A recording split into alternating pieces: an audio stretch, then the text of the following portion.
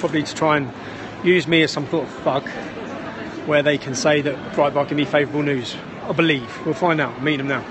But anyone who knows, when I walk through town, I always get a smoothie.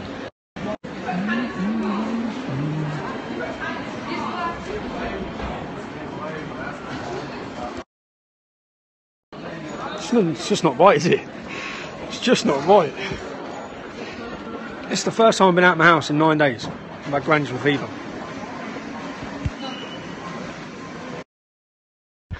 And no, I still haven't got my phone back. Shit glasses, I know. I still haven't got my phone back from the police. I'm in court, I think, on the 8th of December to try and get my phone back, because they bail me and they'll have me on bail for 6 months, keep my phone for 6 months. And on my last court case, you know the one where the football banning order, where the judge said that the police's evidence was vague, cagey and wrong, and I shouldn't have been brought to court and I shouldn't be a penny out of pocket. Well, they ain't refunding me 6 grand. That's what it cost, 6 grand. So it's cost me 6 grand, which she said was a fraudulent case. And after saying in court, her words in court, that you will not be a penny out of pocket, after that, she's gone back on what she said. So now if I want to appeal that, I have to go for a judicial review, which will cost thousands again. It's nuts, man. Where's the people I'm meeting? I'm meant to be meeting them here.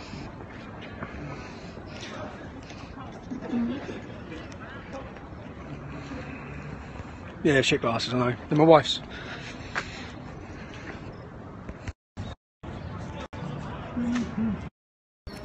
The journalist I meet was probably just sitting watching my Periscope, but I'm saying the agenda they've got.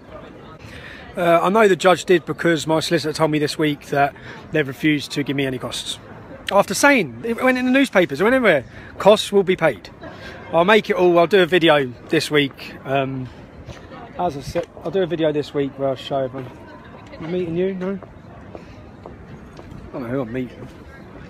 But yeah, I'll do a video with, she sent me through the documentation which basically says that. And then she's dug up the court notes where the judge said you will be awarded your costs. And then she's obviously been leaned on. I don't know if anyone see Lutz Bachmann, the leader of Pegida. He was fined €10,000 yesterday for saying 3 words on Facebook or Twitter. £10,000. So if they can't get you, then they'll financially get you. Where is this dude, eh? How you doing, you alright? Game. Okay, how are you? Nice to meet you. Nice to meet you. Is Matt? Hey, oh, Matt. Nice to meet you. How are you, alright? How you doing? So what are you doing? We're just waiting for. No, I mean, what is the story? Yeah, the story's going to be about. Periscope. Yeah, Periscope. Yeah. Oh yeah. Yeah. So hello. Cool. All right. The story's going to be about basically alternative media, mostly right-wing media. Yep. How in the States, I mean, when we think about it in the States, a lot of that has been like Breitbart. Yep. And they're actually planning on expanding to Europe and other places. Yep. So it's mostly in the UK, obviously. Yeah, they're already in the Yeah. So we're going to be talking mostly. We're talking about. Is it politics. what's the agenda of the piece? Is it a get a Breitbart news piece? No. No. It's going to be about. It's not getting at anybody. What group you use? What NBC News. NBC News. Yeah. Okay. No, because I'll just see if I'm getting used as something to try and slag Breitbart off of. No. You're not getting used. You're a really interesting, kind of unique case. As you know, why? Because I talk about Islam. Well, and you've kind of gone in a lot of different directions on it. Yeah, I know. Yeah. Anyway, how you doing? You all right? Yeah, yourself? Yeah, sound. I feel really little now, don't I? We're exceptional. Yeah. Most of us aren't that tall in the NBC. Yeah, one of very few. So we wanted to set up to do the interview over here. That's what I would do. Yeah, town hall's good. You know, just if you walk down here, that's the backdrop of Luke. Okay. Well, you can do it wherever you want. Yeah, wherever you want. Yeah, sound. High up, you know? Cool. But I think like Breitbart's interesting to American audience because of course Steve Bannon has this role of the Trump transition and will probably have a role in the White House. Yeah. So it's going to be. And this is the problem. This is one of the problems with the story is that everybody wants to talk about the right-wing politics in Europe. We're really talking about right-wing media and versus media like ours, mainstream normal media. So you're mainstream. So your class is mainstream and Breitbart's class is right-wing. But Breitbart's class is yeah, right-wing populist or sort of alternative media. It's only a website. Truthful media. But it's gotten, well, yeah, as you might call it. Yeah, it's honest media. Yeah, it's gotten like a lot of attention. That's because it's honest. It's true. Right. They tell the truth, So which media don't. tell us that. Which the media don't do they? So you can tell me to my face on camera. I will. Don't worry. Good. And I know that's probably what your piece is after. Well, we're wondering. I mean, as a media, you should be looking at why it's so popular. Right. Why is it a phenomenon? Why is it sweeping? Just like what So our politics. I'm going to say to what I say to everybody: hold it until we start so- rolling. Cool. We're going to have that in a second. But yeah, so basically, but just so you know, and since you're about to tell me everything you think. Yep. We want it to lean more towards the media than the politics, and they're similar. Of course. We'll give you a shake. Obviously, I don't know that much about Breitbart in America. Sure. I know nothing actually. But what kind of, if you could think about what kind of right wing or just alternative? See, I media don't call it even right wing. No, I mean you don't have to call it right wing. What kind of alternative media? Non-mainstream media. Well, I don't read. To be honest, with the mainstream media, when I read what they've said about me, Yeah. I can read something could have happened, and then I read what the media says happened, and it's just not what happened. Sure. So I learned 7 years ago that the media's bullshit, complete bullshit, and there's an agenda to everything, which. Big man, listen, completely commend you for turning your ways off, bruv. But basically, people tell you you're racist and that, but bruv, listen, you had a point, and number two, it's just like, bruv, for someone to realise their mistake and come back a certain way and then tell everyone about it, bruv, respect. Cool, man. Yeah? Everyone knows around there, so people can see me do that, bruv. It's not a problem. Yeah, safe, bruv, safe. Right. Well, that's interesting. Yeah. A lot of interesting attention right here. So just walk Mate, around. It's typical. If we walk up there, you get attention. When you walk through the town, We then should do that. yeah, we'll do it. I'm happy to do it. I'll probably get. Yeah. Well, you'll get I don't care. whatever it is you get. Well, it gives people you can see just for having a view. Actually, it works in Mr. different ways. Gentleman coming up and actually congratulating him. I saw that. Black What did he say?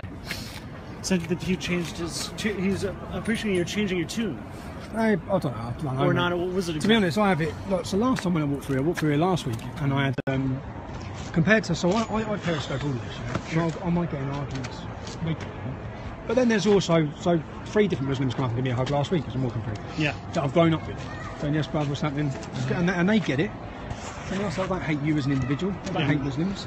But there is a problem, a massive problem, in this town, embedded, partly due to that council down there. But you did, so I read a little bit about it, but you left the EDL. I left the EDL too far. I had to leave the EDL, so I was in a position where I had to leave the EDL. The way I left the EDL, I probably regret now. The way you left, you regret? Yeah, I do. Yeah, the way I left, I regret. But at that moment, I was going to jail, which I thought I was going to jail the next week. I thought I was going for 5 years, so. Yeah. But why did you decide? Because the group Why did I leave? become something No, different from what you...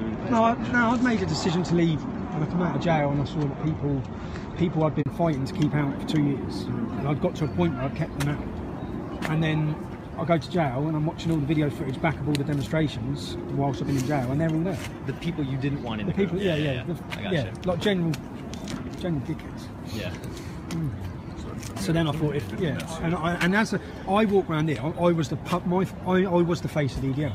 So when I walk around here, most of my best mates and everyone I know, do you know what I mean? I can't be walking around. I'm not involved in any white pride bullshit. So that's not what I'm about. Never have been. So Right. I'm not about.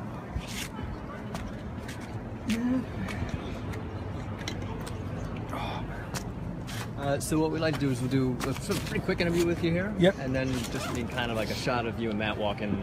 Yep. Just kind of do it from here, I think, walking up this way. That's Sound. So what I'm thinking about asking you, Yep. just so you're prepared, a little bit about your personal history. But again, it's going to be about the politics, but it's going to be about the media and the politics. So I'm going to go straight from your personal history, your personal experience, straight into what. Actually, yeah.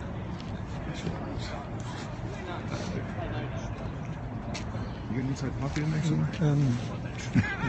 You know what I'll do? I'll just clip it right there, man. It's not going to go anywhere.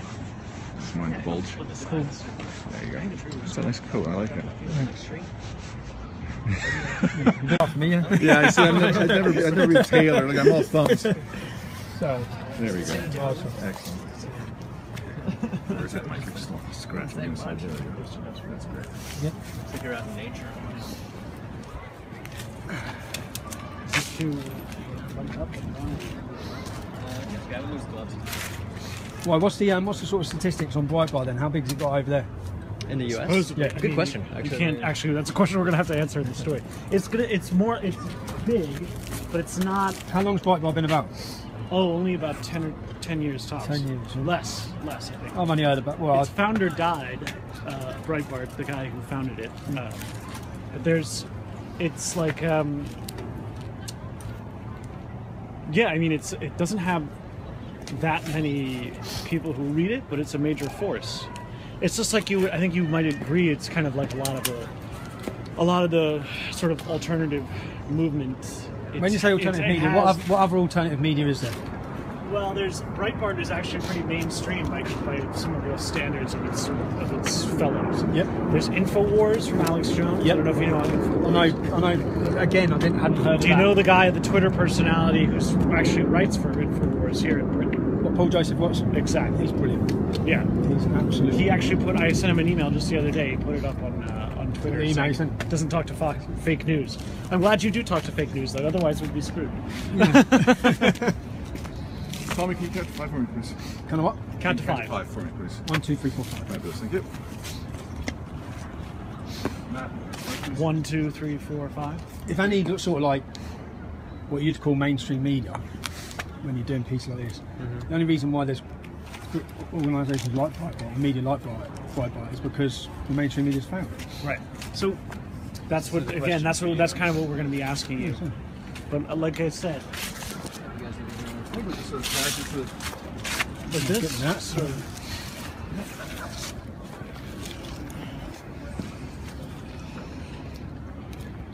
You can stand or you take, there, you're good. That way I can keep you in a 2-shot with one side. That work for you? yeah. Come back. So when you're speaking, just speak to me. Don't speak to the Yeah, camera. I'm Sam. sure this is old hat to you. Yeah, cool. Gentlemen, ready? Yeah. Yep. So let's Rolling. just start off. If you can hear us, Loud and clear. you can just start off by telling us what is your name and your age, Name Tommy Robinson, and I'm 33 years old. and what is it you do now exactly? If you consider yourself. I speak about Islam. That's it. And you're the founder of the EDL. Could you tell us the circumstances around which you founded it and then around which you left it? So the town we're in is the epicentre for terrorist activity. The launch pad for the 7/7 bomb plot. The Stockholm bomber was radicalised here at that university there. The fertiliser bomb plot. Main Al Qaeda operatives. Well, in fact, there used to be a chicken shop there. It's called Q, famous one. He worked there. This town has been radicalisation since I can remember. And Mohadajun is based here. Yeah, it was based here. So Yeah. their head office was just over there. So when people didn't understand what Islam was, or no one was talking about it, we were learning it, living with it. So I've seen all the things change in the town, all the negative impact on it, and then the English Defence League started because there was a soldiers' homecoming through the town, Sure. and Muslims come out spitting at them, abusing them, and attacking them. And then what happened? When did you leave, and how did you kind of change your opinion? Well, the English Defence League become a phenomenon across the country. It went so quick, so big, because everyone's been silenced. And then all of a sudden there was a group and there was someone standing up saying what people were thinking. Okay, so when you talk about silencing, that's a very interesting point that we wanted to discuss. Yep. What do you think when it comes to the mainstream media coverage? I mean, we're not a British news channel, but we would be considered sort of like a BBC or a Sky News or an ITN. God. How do you consider them, and how do you consider their treatment, those news organizations' treatment of your movement? Not just of our movement, of us in general as a white working class person. They silence you. They label you, they slander you, they attack you. Automatically, you can take this camera through the town, or I could take you up to an estate where you'll talk to people. And the problem is, they'll all take the camera away, they'll all tell you how they feel. Put the camera up, everyone's scared to. Everyone's scared to, because the negative. Anyone who watched what's happened to me, I've been falsely imprisoned. I've had attempts on my life. I've got six government Osman warnings. There's been terror threats against me. I get punched in the face every week. So people who see the negative effect just because I dare to talk about Islam are terrified and scared. Yeah. That's because of a reaction, and also because the newspaper. I've been called a Nazi. Media have called me a Nazi. I despise Nazis. I hate racism. It's all, so all of that is in order to silence you, shut you up, put you in a box, and stop you, basically stop the debate in what you're talking about. Do you feel as though the mainstream media is complicit in that, or that they're actively pushing for that attitude? Oh, they're actively pushing for it. They have a complete agenda. If I give you an example, so mainstream media, I met some mainstream media when the English Defence League started. I went for a meeting in the pub over there. I brought 3 of my best friends who were all black. Yeah. When I read their report, they called me a racist. They didn't mention that I turned up with 3 of my best friends who are black. That all just goes. That doesn't fit the narrative. That doesn't fit the narrative and the agenda that they want to push. So why do you think that the mainstream media has this agenda? Why? Yeah. It depends who's in charge of them, doesn't it? Like BBC's got a complete left-wing agenda. Not even left-wing, far left. Yeah. In order to silence everyone, in order to silence anyone criticising their status quo. And I just want to ask, you're recording this conversation right now, you're putting it on Periscope. I am, yeah. Why is that exactly?